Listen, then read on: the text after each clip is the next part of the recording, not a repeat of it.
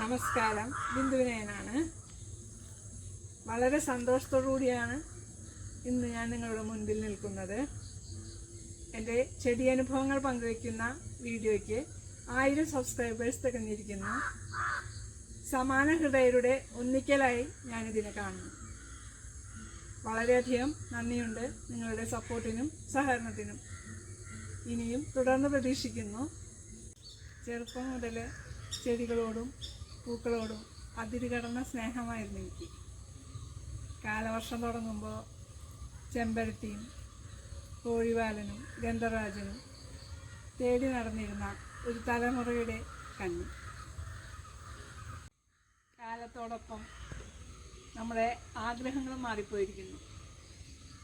പുതിയ പൂക്കൾ, പുതിയ ചെടികൾ, ഇവയൊക്കെ തേടി നടക്കുന്ന അന്വേഷണത്തിലാണ് ഞാനിപ്പോൾ. അതിൻ്റെ അനുഭവങ്ങളാണ് നിങ്ങളോട് പങ്കുവയ്ക്കുന്നത്. എല്ലാവർക്കും ഒരിക്കൽ കൂടി ഞാൻ നന്ദി അറിയിക്കുന്നു. നന്ദി.